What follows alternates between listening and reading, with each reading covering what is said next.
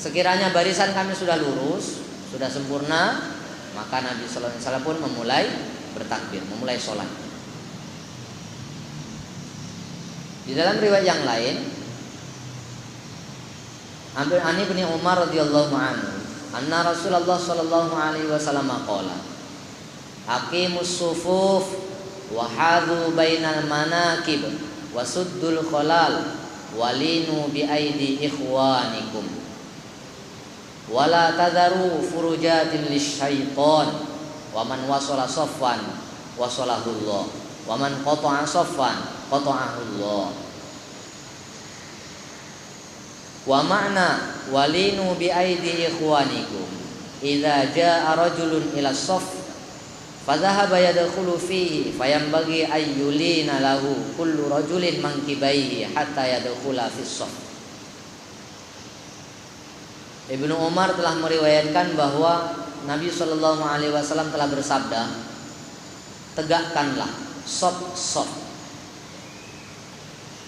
dirikanlah sop-sop. Setelah sop itu lurus, maka sejajarkanlah, kata Nabi sallallahu alaihi wasallam, sejajarkanlah antara pundak-pundak. Setelah sejajar, Nabi pun ingatkan, tutuplah celah-celah.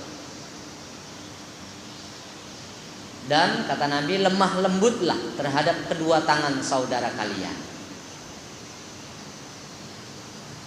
Ya, bahasa kitanya bisa dipahami ketika kita mengatur shop. Maka pertama shop itu diluruskan dulu. Sudah lurus, kemudian sejajarkan pundak dengan pundak. Jangan ada yang ke depan ataupun jangan yang ada yang ke belakang. Sejajarkan pundak dengan pundak. Kemudian kalau sekiranya ada celah, tutup, dirapatkan. Celahnya itu jangan sampai renggang, jangan sampai besar celahnya. Diusahakan untuk ditutupi celah-celah itu.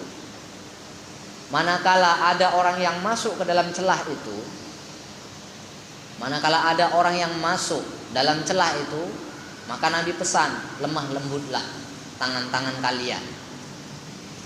Maknanya jangan pula, ini jaraknya cuma 2 jengkal, masuknya ke badan saya aja.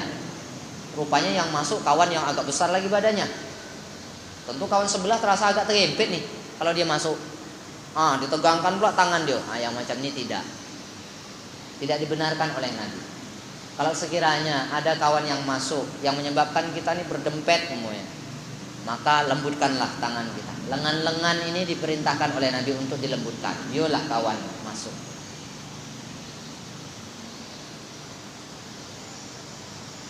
Maksud daripada kata-kata walinu bi aidi ikhwanikum itu diterangkan oleh Abu Daud rahmatullah alaih. Maknanya adalah idza jaa rajulun ila shaff, apabila datang seseorang atau saudara untuk masuk ke dalam shaf, maka yang lain hendaklah ia melemaskan atau melembutkan pundaknya sehingga kawan tadi bisa masuk ke dalam shaf. Cuman yang perlu diperhatikan, ketika shaf itu berdesak-desakan, jangan pula sebahagian ke depan, sebahagian ke belakang. Karena itu menyebabkan shaf tidak rata, shaf tidak lurus, merusak shaf.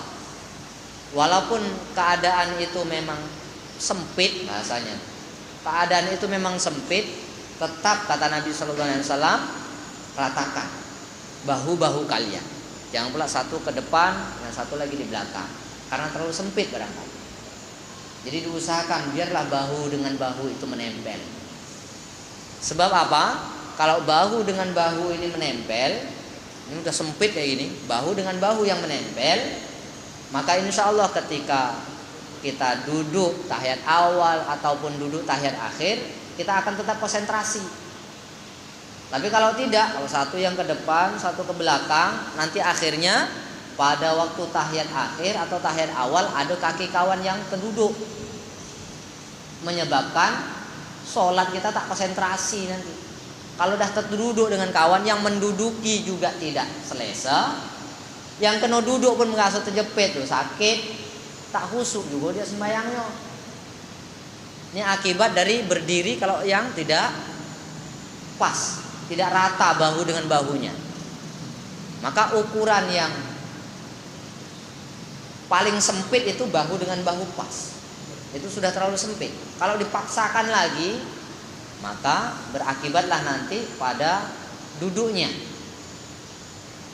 Berakibat pada duduknya nanti, menyebabkan sholat juga tidak khusyuk.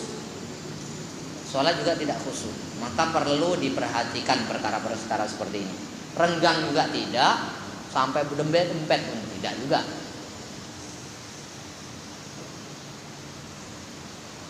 Di dalam riwayat yang lain lagi diterangkan,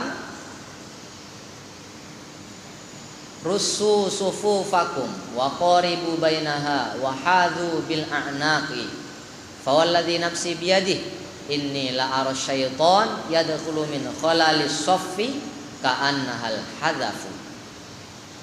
Kata Nabi, rapatkanlah sop-sop kalian, dekatkanlah jarak antara keduanya, sejajarkan antara leher-leher. Kata Nabi, demi zat yang jiwaku berada di tangannya, sesungguhnya saya, kata Nabi, melihat setan masuk ke dalam celah-celah sop itu. Tidak ubahnya bagaikan anak kambing kecil.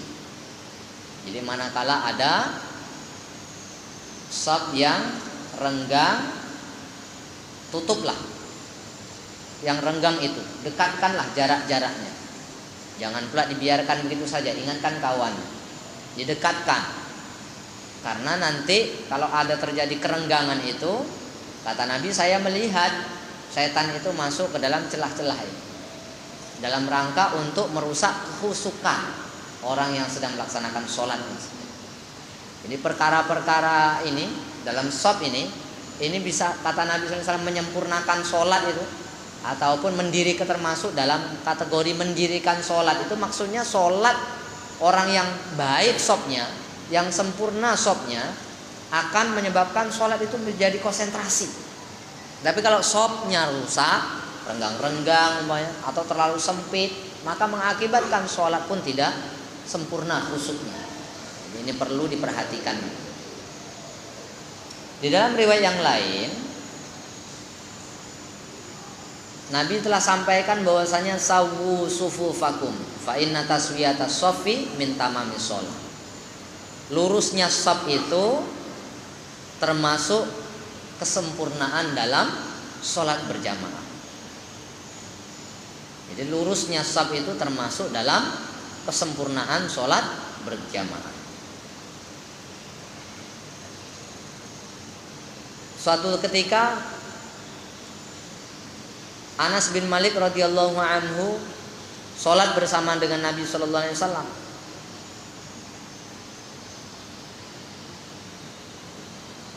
Kemudian Nabi sallallahu alaihi wasallam memegang tongkat